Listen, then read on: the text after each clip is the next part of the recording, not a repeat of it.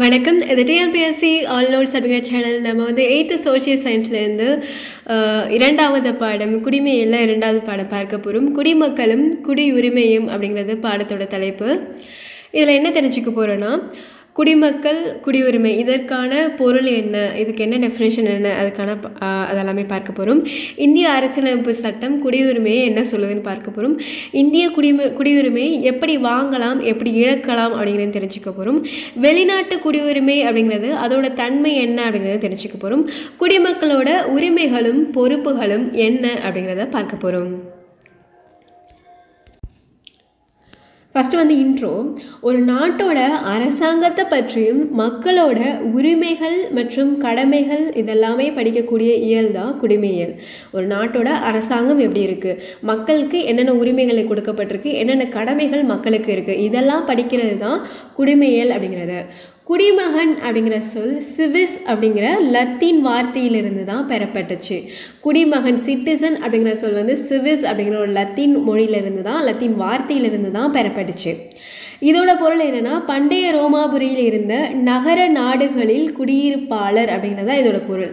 இந்த சிவிஸ் அப்படிங்கிற பொருள் என்னென்னா, ரோமாபுரியில் வசித்த நகர நாடுகளில் இருக்கக்கூடியவங்களுக்கு பேர் வந்து குடியிருப்பாளர். இதுதான் வந்து அதோட பொருள். இந்த நகர நாடு அமைப்பு இது எல்லாமே வந்து காணாமல் போனதுக்கு அப்புறம் இந்த சொல் நாடுகளோட உறுப்பினர் அப்படிங்கிற ஒரு பொருளில் பயன்படுத்தப்பட்டுச்சு. ஒரு நாட்டோட குடிமக்கள் அப்படிங்கும்போது அனைத்து விதமான குடியியல் அரசியல் உரிமைகளை அனுபவிக்க தகுதி இருக்கிறவங்க அப்படின்னு சொல்லிட்டு அர்த்தம்.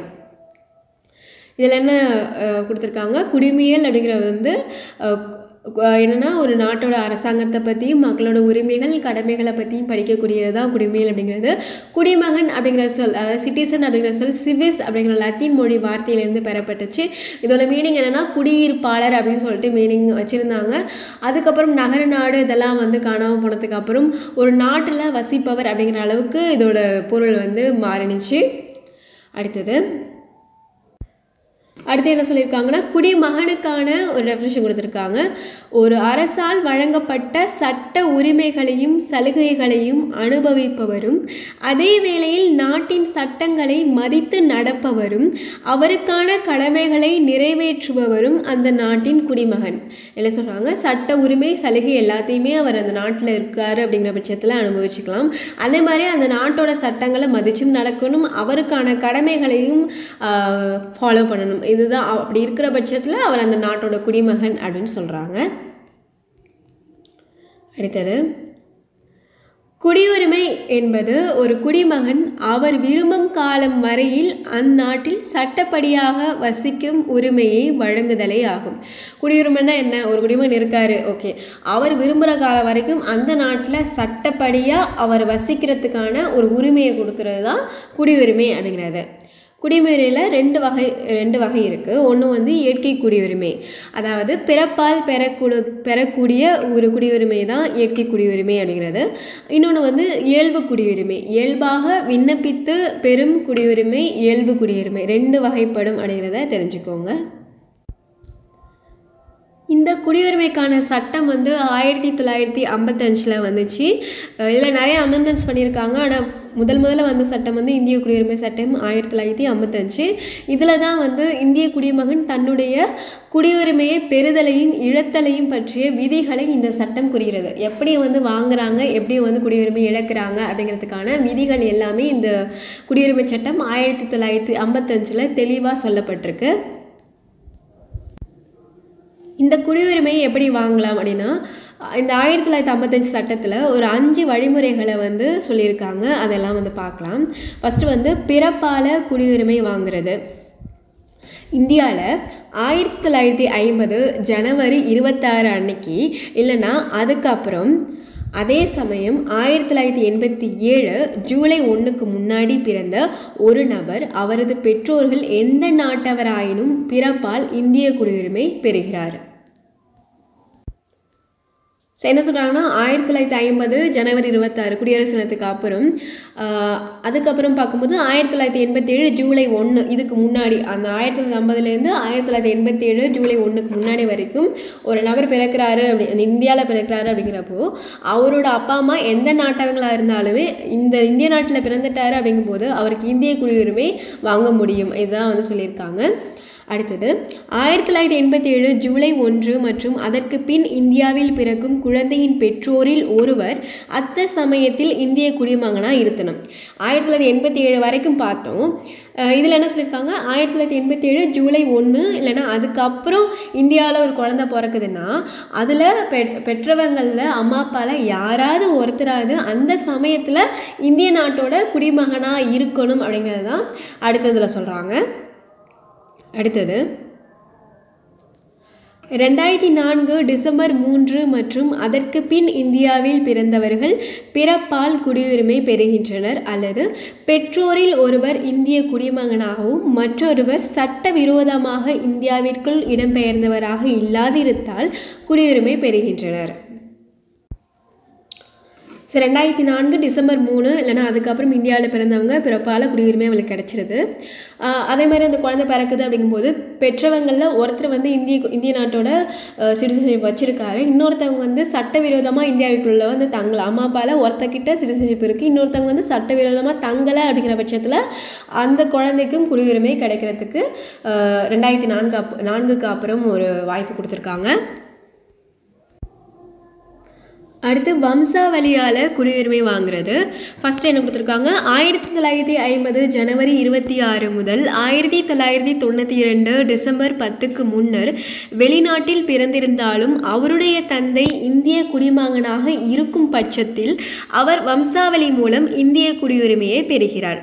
ஸோ 1950 ஜனவரி 26 இல்லைனா 1992 டிசம்பர் 10க்கு முன்னாடி வெளிநாட்டில் பிறந்திருந்தா கூட அந்த குழந்தை வெளிநாட்டில் பிறந்திருந்தாலும் அவரோட அப்பாவுக்கு இந்தியன் சிட்டிசன்ஷிப் இருக்குன்னா இந்த குழந்தை வந்து வம்சாவளி மூலமாக இந்திய குடியுரிமையை வாங்கிக்க முடியும். அடுத்தது 1992 டிசம்பர் 10 மற்றும் அதற்கு பின்னர் வெளிநாட்டில் பிறந்தவர்களின் பெற்றோரில் எவரேனும் ஒருவர் அந்த சமயத்தில் இந்திய குடிமகனாக இருந்தால் அவர் இந்திய குடியுரிமையை பெறுகிறார். என்ன சொல்கிறாங்க, 1992 டிசம்பர் 10 இல்லைனா அதுக்கப்புறம் வெளிநாட்டில் பிறந்துச்சு அப்படிங்கும்போது அந்த அம்மா அப்பாவில் யாராவது ஒருத்தருக்கு இந்திய குடிமகனாக இருந்தாலுமே அவர் வந்து இந்திய குடியுரிமையை வாங்கிக்க முடியும், அந்த குழந்தை இந்திய குடியுரிமையை வாங்கிக்க முடியும். இதுதான் வந்து இதில் சொல்லியிருக்காங்க. ஃபஸ்ட்டில் வந்து என்ன சொன்னாங்கன்னா, அப்பா வந்து இந்திய குடிமகனாக இருந்துச்சுன்னா வம்சாவளி மூலமாக இந்திய குடியுரிமை கிடைக்கும்னு சொல்லிட்டு சொன்னோம். ரெண்டாவதுல வந்து என்ன சொல்லியிருக்காங்க, யாராவது ஒருத்தர் வந்து அம்மா அப்பாவில் யாராவது ஒருத்தர் இந்திய குடிமகனாக இருந்தால் போதும் அப்படிங்கிறத சொல்லியிருக்காங்க. அடுத்தது 2004 டிசம்பர் 3ஆம் நாள் முதல் வெளிநாட்டில் பிறந்தவர்கள் அவர்களுடைய பிறப்பினை 1 வருடத்திற்குள் இந்திய தூதரகத்தில் பதிவு செய்யவில்லை எனில் இந்திய வம்சாவளி குடிமகனாக முடியாது. ஸோ 2004 டிசம்பர் 3க்கு அப்புறம் வெளிநாட்டில் பிறந்தவங்க அவங்களோட பிறப்பை 1 வருஷத்துக்குள்ளே நம்ம இந்திய தூதரகத்தில் பதிவு பண்ணலை அப்படின்னா அவங்க வந்து வம்சாவளியே ஆக முடியாது, குடியுரிமை இந்திய குடியுரிமையை வாங்க முடியாது. இதை தான் சொல்லியிருக்காங்க. அடுத்தது வந்து பதிவு செய்தல் மூலம் குடியுரிமை பெறுதல். இந்திய வம்சாவளியை சார்ந்த ஒரு நபர் எந்த ஒரு நாட்டில் வசித்தாலும் அல்லது பிரிக்கப்படாத இந்தியாவிற்கு வெளிப்பகுதியில் வசிப்பவராக இருந்தாலும் பதிவு செய்தலின் மூலம் குடியுரிமை பெறலாம். என்ன சொல்லியிருக்காங்க, இந்திய வம்சாவளியை சார்ந்த ஒருத்தர் வேறு எந்த ஒரு நாட்டில் வசித்தாலுமே பதிவு செஞ்சாங்கன்னா அவங்க குடியுரிமை வாங்க முடியும்னு சொல்லியிருக்காங்க. அடுத்து ஒரு சொல்லியிருக்காங்க, இந்திய வம்சாவளியை சேர்ந்த ஒரு நபர் எந்த ஒரு நாட்டில் வசித்தாலும் இந்தியாவில் 7 ஆண்டுகள் வசித்த பிறகு பதிவு செய்வதற்கு விண்ணப்பிக்க முடியும். சரி, ஓகே, எந்த நாட்டில் வசித்தாலுமே திருப்பி இந்தியாவில் 7 வருஷம் இருந்ததுக்கு அப்புறம் தான் அவங்க வந்து இந்த மாதிரி சிட்டிசன்ஷிப் வேணும்னு சொல்லிட்டு விண்ணப்பிக்க முடியும் அப்படின்னு சொல்லியிருக்காங்க. அடுத்தது, இந்திய குடிமகனை திருமணம் செய்த ஒருவர் பதிவின் மூலம் விண்ணப்பிக்கும் முன் 7 ஆண்டுகள் இந்தியாவிற்குள் வசித்தவராக இருத்தல் வேண்டும். இந்திய நாட்டில் வந்துட்டு கல்யாணம் பண்ணுறாங்க அப்படிங்கும் போதும் அவங்க பதிவு மூலமாக விண்ணப்பிக்கிறாங்க அப்படிங்கும் போதும் 7 வருஷம் இந்தியாவுக்குள்ளே வாழ்ந்ததுக்கு அப்புறம் தான் அவங்க வந்து சிட்டிசன்ஷிப் வேணும்னு சொல்லிட்டு கேட்க முடியும். ஸோ அடுத்தது வந்து இயல்பு குடியுரிமை. ஒருவர் விண்ணப்பிப்பதன் மூலம் மத்திய அரசு அவருக்கு இயல்பு குடியிருப்புக்கான சான்றிதழை கொடுக்குது. ஸோ எப்படியெல்லாம் விண்ணப்பிக்கலாம்? எந்த ஒரு நாட்டிலும் குடிமகனாக இல்லாத ஒரு இந்தியர் அவர் வசிக்கும் நாட்டின் குடிமகனாகவதை தடுக்கும் பொருட்டு இயல்பு குடியுரிமை வழங்கப்படுகிறது. ஒருத்தர் இருக்காரு, அவர் எந்த ஒரு நாட்டிலுமே சிட்டிசன்ஷிப் வச்சிடல அப்படிங்கும்போது, அவர் வேறு நாட்டில் இருந்தாலுமே அவர் அந்த நாட்டில் குடியுரிமை இல்லை அப்படிங்கும்போது இந்த நாட்டில் அவர் வசிக்கிற நாட்டில் குடியுரிமை ஆகிற தடுக்கணும் அப்படிங்கிறதுக்காக இயல்பு குடியுரிமையை கொடுக்க முடியும். அடுத்தது, வெளிநாட்டு குடியுரிமையை ஒருத்தர் வேணாம் அப்படின்னு தூக்கி போட்டு வராருன்னா அவருக்கு இயல்பு குடியுரிமை கொடுக்க முடியும். ஒருவர் இந்தியாவில் வசிக்கும் பட்சத்தில் அல்லது இந்திய அரசு பணியில் இருக்கும் பட்சத்தில் அல்லது ஆண்டு முழுவதும் இந்தியாவில் தங்கியிருக்கும் பட்சத்தில் இந்த குடியுரிமையை பெறுகிறார். இந்தியாவில் வாழ்கிறாரு, இல்லைனா இந்தியாவில் ஒரு கவர்மெண்ட் ஜாப்பில் இருக்கார், இல்லைனா ஒரு இயர் ஃபுல்லாகவே இந்தியாவுக்குள்ள அவர் தங்கியிருக்காரு அப்படிங்கிற பட்சத்தில் இந்த குடியுரிமையை அவர் வாங்க முடியும். அடுத்தது, நல்ல பண்புகளையும் இந்திய அரசியலமைப்பில் 8வது அட்டவணையில் குறிப்பிட்டுள்ள ஏதேனும் ஒரு மொழியில் 22 மொழி கொடுத்துருக்காங்க, அதில் ஏதேனும் ஒரு மொழியில் ஒரு அறிவு இருந்துச்சு அப்படிங்கும்போது அவருக்கு இயல்பு குடியுரிமை பெற ஒரு தகுதி இருக்குது அப்படிங்கிறதையும் சொல்லியிருக்காங்க.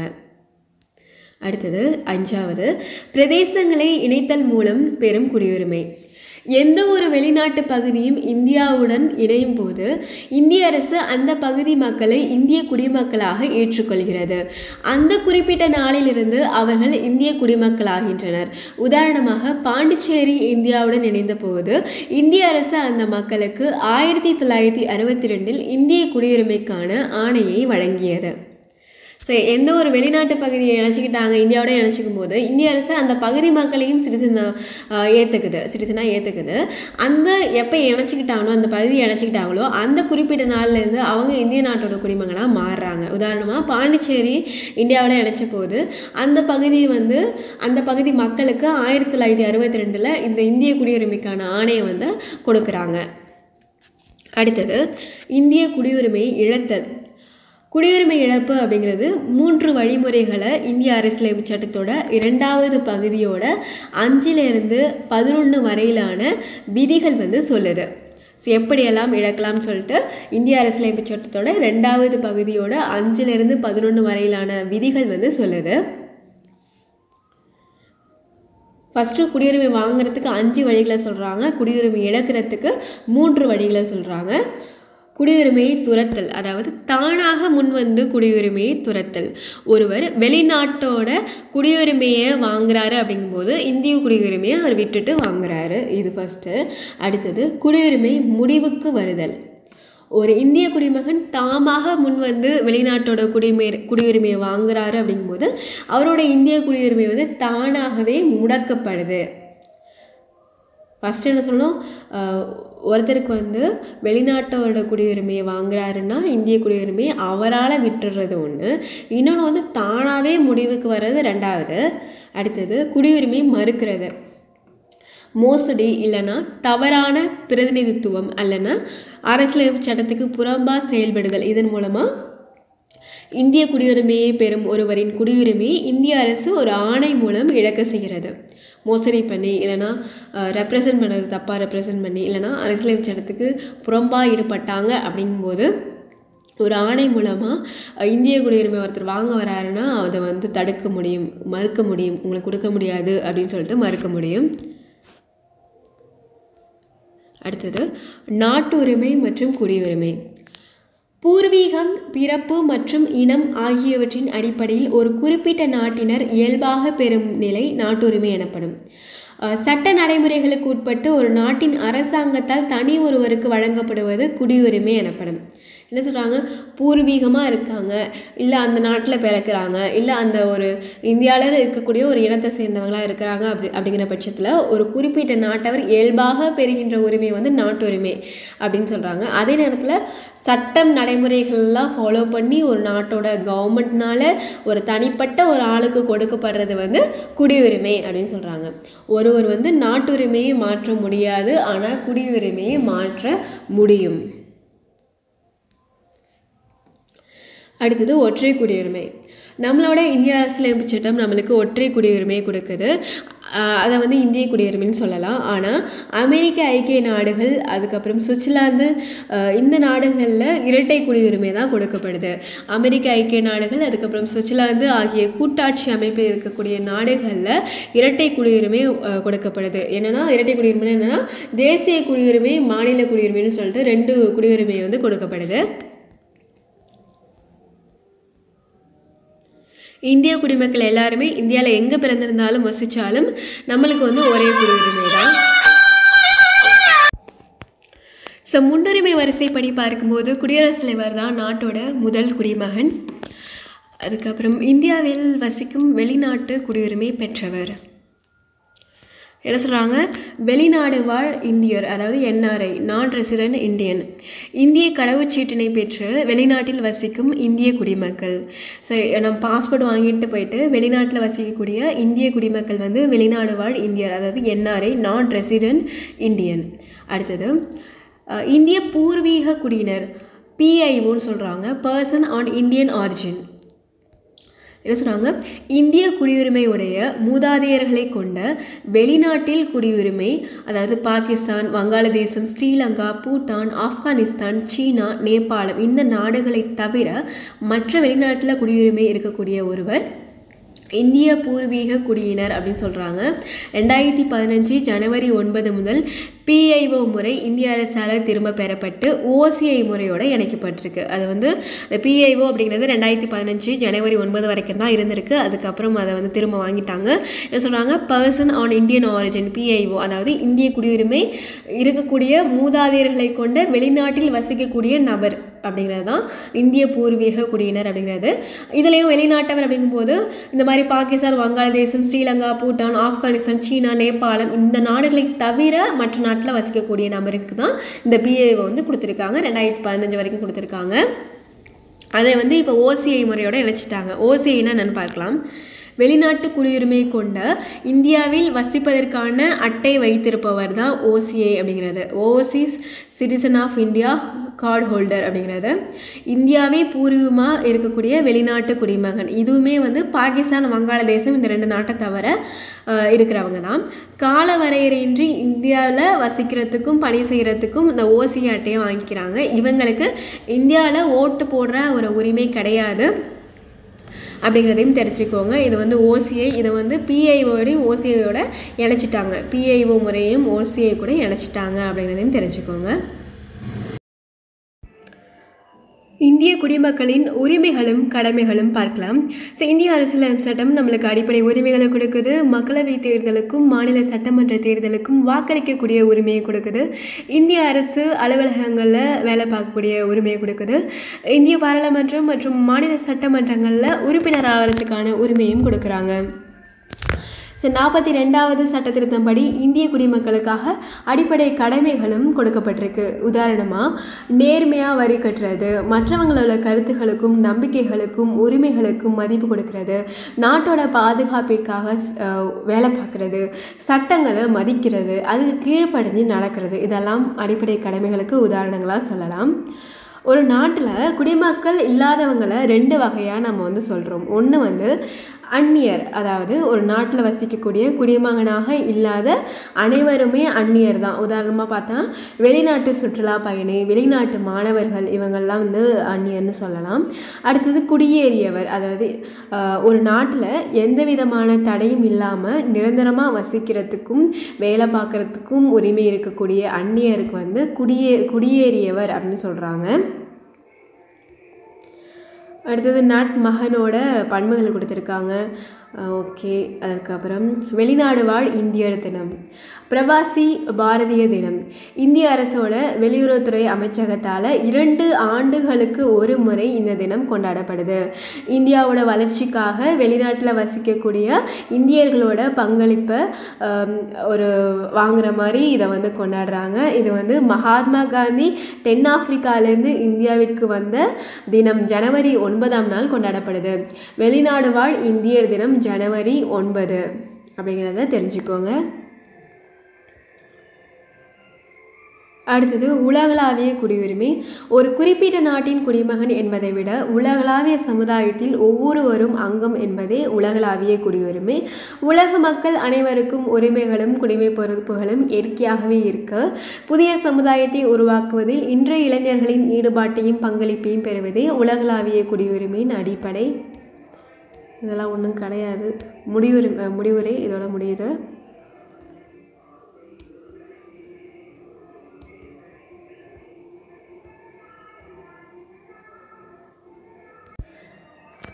நம்ம குடிமக்களும் குடியுரிமையும் அப்படிங்கிற பாடம் பார்த்து முடிச்சிருக்கோம். குடியுரிமையை மூன்று வகைகளில் இழக்க முடியும், 5 வகைகளில் பெற முடியும் அப்படிங்கிறத பார்த்துருக்கோம். குடியுரிமை சட்டம் 1955 அப்படிங்கிறதையும் பார்த்தோம். ஸோ எந்த மாதிரியெல்லாம் பெற முடியும் அப்படின்னா, பிறப்பால் குடியுரிமை வாங்க முடியும், வம்சாவளியால் குடியுரிமை வாங்க முடியும், பதிவு செய்தல் மூலமாக குடியுரிமையை வாங்க முடியும், இயல்பு குடியுரிமை, அதுக்கப்புறம் பிரதேசங்கள் இணைத்தல் மூலமாக குடியுரிமையை வாங்க முடியும்.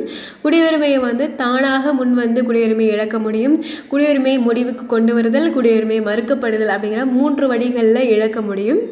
முன்னுரிமை வரிசைப்படி பார்த்தாக்கா குடியரசுத் தலைவர் தான் நாட்டோட முதல் குடிமகன். ஸோ ஒற்றை குடியுரிமைனா என்னன்னு பார்த்தோம். அதுக்கப்புறம் அந்நியர், குடியேறியவர்னா யாருன்னு பார்த்தோம். இதோட இந்த பாடம் முடியுது. அடுத்த பாடத்தில் சந்திக்கலாம். நன்றி.